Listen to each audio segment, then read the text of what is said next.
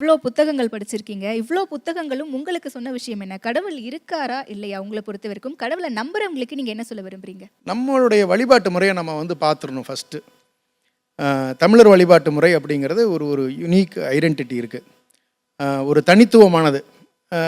ஏன்னா நிறைய பேர் வந்து என்ன சொல்கிறாங்கன்னா, கடவுள் இருக்குது அப்படின்னு சொல்லக்கூடிய நிலையில் கடவுள் அப்படிங்கிற வார்த்தையை நம்ம வந்து எடுத்து பிரித்து பார்க்கணும். தமிழ் சொல்லில் எப்பவுமே வந்து ஒரு ஒரு சிறப்பு இருக்குது சொல்களில். நீங்கள் அந்த எழுத்தை நீங்கள் பிரித்து பார்த்தீங்கன்னு சொன்னால் அது பொருள் தரும். அதுதான் அர்த்தமுள்ளதாக இருக்கும். கடவுள் அப்படின்னா மனதின் உள்.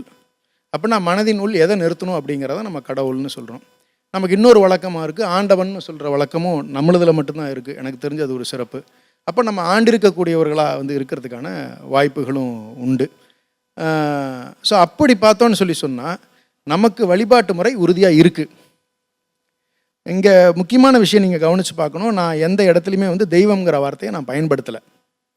நான் ஒன்று குலசாமி சொல்லியிருக்கேன், இல்லை கடவுள் சொல்லியிருக்கேன், இல்லை நான் ஆண்டவர் சொல்லியிருக்கேன். குலசாமிங்கிறது வந்து நம்ம ஆசாமி மறைந்த பிறகு சாமியாக மாறுறதுக்கான வாய்ப்புகளாக நான் வந்து எழுத்தில், தமிழ் எழுத்தில் இருக்கக்கூடிய ஒரு வாய்ப்பாக நான் வந்து அதை பார்க்குறேன். தெய்வங்கிற வார்த்தையை நான் வந்து பயன்படுத்தலை. இல்லை, அதான் எதனால் இந்த தெய்வம்ன்ற வார்த்தையை பயன்படுத்த மாட்டீங்க? தெய்வம்ங்கிறது நம்ம தமிழ் வார்த்தையில் இல்லை. நீங்கள் தெய்வத்தை பிரித்து உங்களால் வந்து அதுக்கு பொருள் விளக்கம் சொல்ல முடியாது. தெய்வங்கிற வார்த்தை சமஸ்கிருத வார்த்தை அல்லது கிரேக்க வார்த்தை, லித்துவேனியாவில் இருக்கக்கூடிய ஒரு மொழி, அல்லது லாத்வியாவில் இருக்கக்கூடிய நாடுகளில், இந்த 4 நாடுகளில் தான் வந்து இந்த இண்டோ யூரோப்பியன் லிங்குஸ்டிக் பேட்டர்னில் வர்றது தான் இந்த தெய்வங்கிற வார்த்தை. தெய்வா, டிஐவிஏ அல்லது டிஐவிஓ, இதுதான் அவங்க சொல்கிறது. ஸோ அதனால் அது வந்து நம்மளதில் இல்லைங்கிறது ஆணித்தரமாக ப்ரூவ் ஆகுது. அது எப்படி ப்ரூவ் ஆகுது? நான் பிரித்து பார்க்கும்போது அது அர்த்தம் தராது. நான் கடவுளை பிரித்து சொல்லிட்டேன், ஆண்டவனுக்கு அர்த்தம் சொல்லிட்டேன், ஸோ ஆசாமிக்கு நான் சாமிங்கிறதையும் நான் கொண்டு வந்து நான் பதில் சொல்லிட்டேன். ஸோ அதனால் நம்மளை என்னை பொறுத்த வரைக்கும் வந்து கேட்டிங்கன்னா, தெய்வங்கிற வார்த்தை நம்மளது இல்லை, அதை பயன்படுத்த விரும்பலை.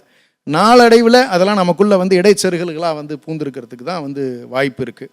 பல்வேறு சூழ்நிலைகளில், பல்வேறு சமூக கலப்புகளில் நடந்தது தான் இந்த தெய்வங்கிற வார்த்தை.